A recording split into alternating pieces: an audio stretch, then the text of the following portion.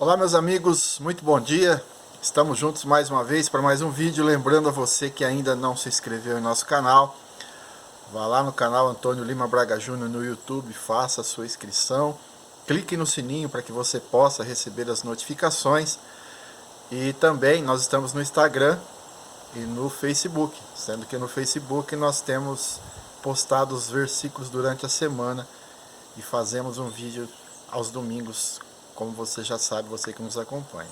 Você que está vendo pela primeira vez, seja bem-vindo. Chegamos ao 12º capítulo do livro de Atos. E aqui temos o relato da morte do primeiro apóstolo, Tiago, filho de Zebedeu, que seria o segundo mártir da igreja primitiva. Também a narrativa da fuga milagrosa de Pedro, da prisão e a morte de Herodes Agripa I. Se um grupo é considerado perigoso para a sociedade, existe uma cobrança junto às autoridades para coibir esse grupo.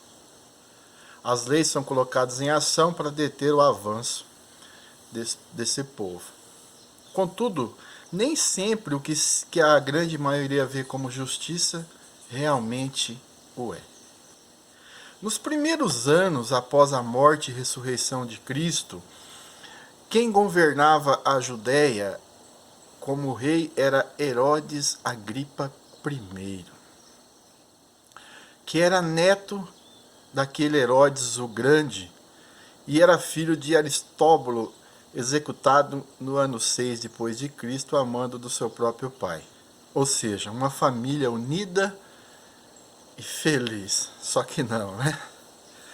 Não podemos esquecer que o nome Herodes tinha um significado interessante para os governantes. Sendo assim, muitos soberanos romanos usaram esse nome e podemos confundir aí um com o outro, tá?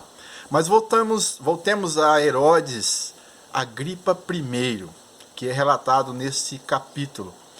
Ele era um rei do povo, porém não no sentido de atender os anseios da população, mas um homem que era aclamado com o seu ego massageado pelas aprovações populistas que ele fazia. Já nos versículos 2 e 3, temos uma amostra que podemos classificar como populismo. Lá está escrito assim: e matou à espada Tiago, irmão de João, e vendo que isso agradara aos judeus, continuou mandando prender também Pedro. Herodes Agripa I perseguiu os cristãos para se solidificar na sua posição, contando com o apoio dos líderes judeus. Tiago, um dos 12 apóstolos, foi morto a espadas por Herodes. Às vezes, questionamos o motivo de Deus permitir que alguém que esteja trabalhando em prol da evangelização seja morto por um tirano. Acontece que nós não vemos tudo que Deus vê. Estamos limitados a uma visão terrena. Todavia, temos que confiar que Deus sabe o que é melhor para nós. Isso também se refere aos momentos em que nós perdemos alguém que nós amamos. Herodes matou Tiago e prendeu Pedro. A prisão de Pedro era estratégica, pois estava a uma semana da Páscoa e o rei queria impressionar mais pessoas possíveis. Como era uma temporada de festa e muitos vinham de longe, ele pretendia usar Pedro como uma espécie de troféu. Mas o poder da oração é grandioso. Enquanto o rei tinha planos para Pedro, com ele em uma prisão de segurança extrema, os cristãos elevaram aos céus suas orações a favor do apóstolo.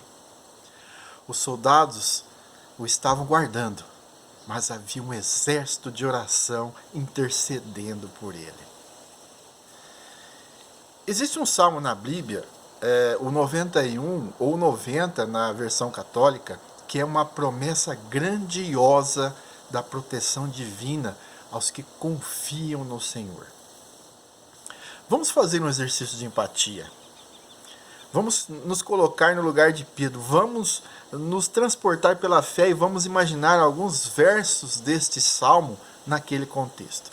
Imagina o seguinte, Pedro estava encerrado numa cela e pensa: aquele que habita no esconderijo do Altíssimo, à sombra do Onipotente descansará. Direi do Senhor, Ele é meu Deus, o meu refúgio, a minha fortaleza, e nele confiarei. E eis que veio um anjo e disse para que Pedro se levantasse. Nesse momento temos o versículo 11 deste salmo. Porque os seus anjos dará ordem ao teu respeito, para te guardar em todos os seus caminhos. Imediatamente as algemas caíram de suas mãos. Agora temos o versículo 3 do Salmo que diz: porque ele te livrará do laço do passarinheiro. Pedro caminha entre os guardas e não é notado por nenhum deles. Aí nós temos o versículo 4 que diz: ele te cobrirá com as suas penas e debaixo das suas asas te confiarás. A sua verdade será o teu escudo e broquel. Pedro foi liberto e saiu pela rua com total segurança. Aí nós temos o 5º versículo do Salmo: não te assustarás do terror noturno. Você pode perceber o quanto Deus está contigo? A nossa mente terrena é limitada. Às vezes nos leva a fraquejar, mas é justamente quando não temos pernas para caminhar que Deus está nos carregando. Quando Pedro percebeu que estava realmente liberto, foi à casa de Maria, mãe de Marcos, aquele que escreveu um dos evangelhos. Lembra que a gente já viu aqui? Ao chegar na casa de Maria, ele não sabia, mas ali estava acontecendo uma vigília em prol da sua vida. Uma corrente de oração por um irmão em Cristo.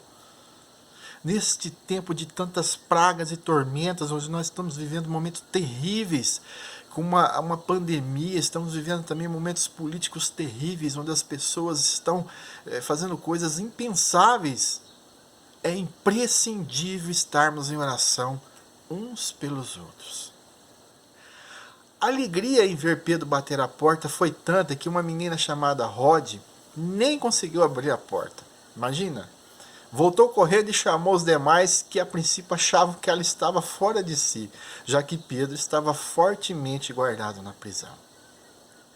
No outro dia, quando Herodes viu que Pedro tinha escapado, mandou matar os soldados que estavam cuidando dele, porque naquele tempo, se você deixasse o soldado escapar, a pena do prisioneiro iria para você. Aí ele foi para Cesareia. O capítulo ainda relata o fim de Herodes Agripa I, uma morte horrível.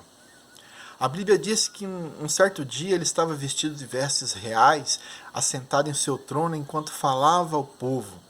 Então seus súditos começaram a clamar: é a voz de um Deus e não de um homem.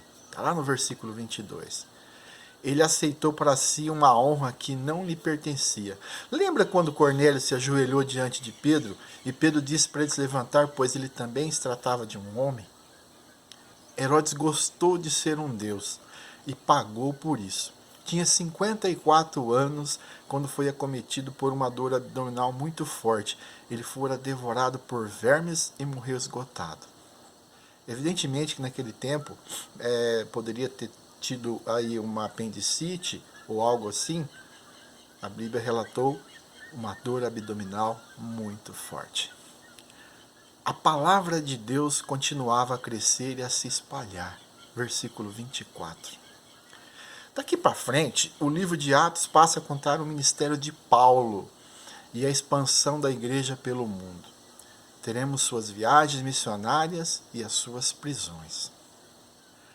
Que possamos fazer parte de um povo que só se curva diante de Deus e que as nossas orações, por mais simples que elas possam ser, sejam combustível de crescimento do Evangelho de nosso Senhor Jesus Cristo.